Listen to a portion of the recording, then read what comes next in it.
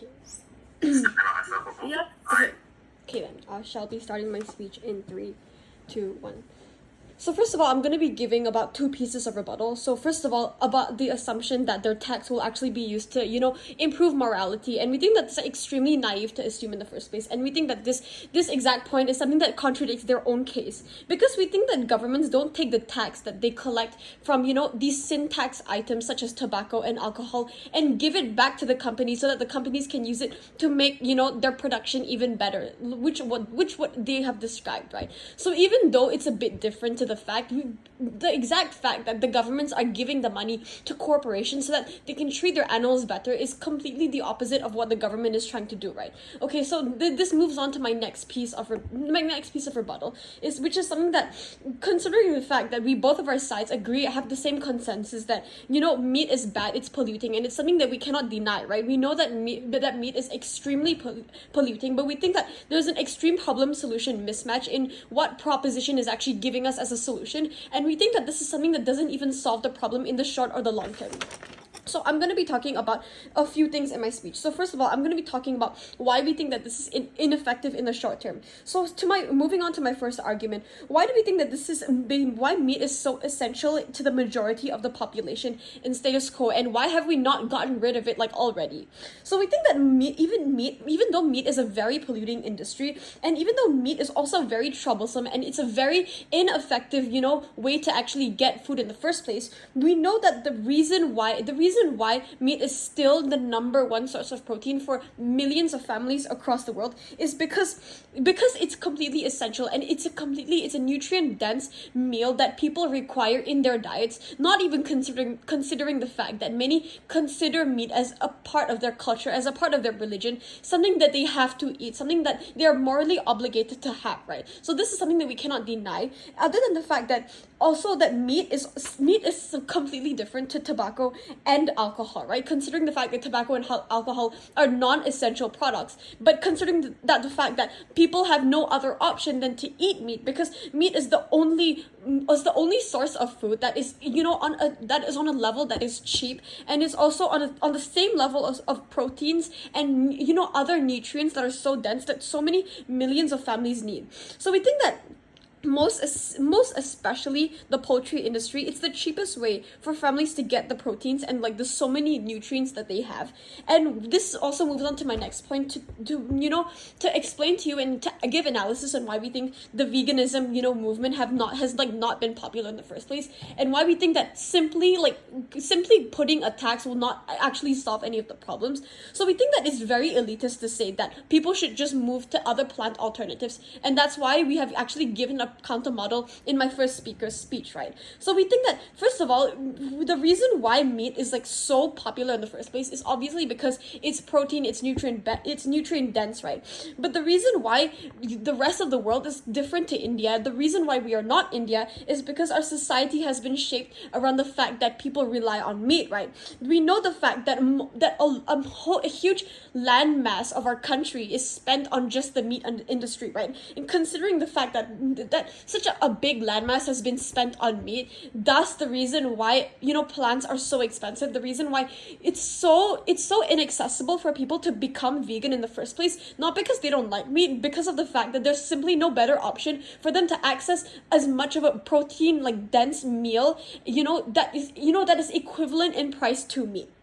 So we think that industries have been, specifically created, especially in countries that's not India, because India has been, we know that India is a vegetarian country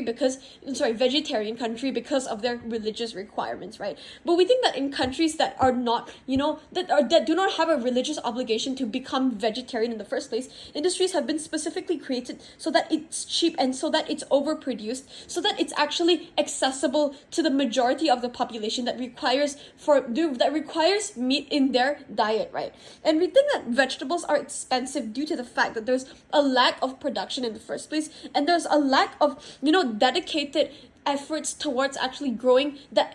agriculture. We know that agriculture is huge, right? But the fact that it's still expensive still signals to a fact that there's something lacking, and that's the fact that we don't subsidize it enough, right? We don't actually bring enough attention for lawmakers to actually, subsidize vegetables as much as they do as much as they do in India, right? Which is exactly what we proposed. So we don't agree. We're not saying that we're pro meat eaters, right? But we're saying that the fact that it's so essential is, and the fact that that actually making it more expensive is just not a viable option, because you're simply starving these people and causing them to have a completely essential nutrient in their diet to basically go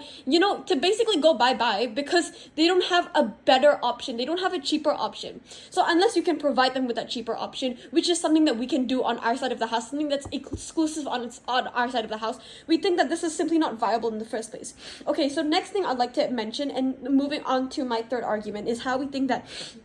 in the long term, this is not actually a proper alternative, and actually having a sin tax will not actually work in the first place. Okay, so we think that just with every other item that has been either heavily taxed or banned, right, we see that the government is trying to do one thing, and that one thing is trying to, they're trying to curb the supply, right? And that's exactly what the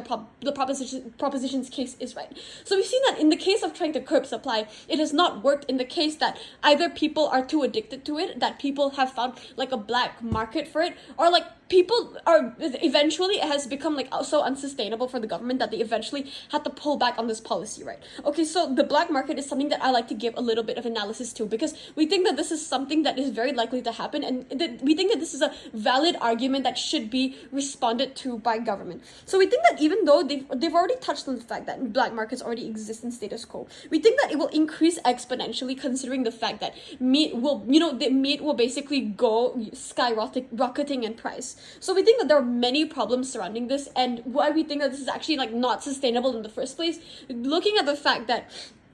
first of all, if you have a black market, it's obviously unregulated, meaning that the fact that meat is a perishable item, and the fact that it can, it's so unregulated, and if you have an unregulated market without the government in check to see if everything is done smoothly, done properly, right, there's a very likely chance that there's going to be some health problems or contamination issues. And when we know that when you make something, at least not illegal at least, but when you make something inaccessible, especially if that one thing is so essential to people's lives, they will find a way to go around that system, right? They will find a way to access these meat farmers to actually go straight to production, right?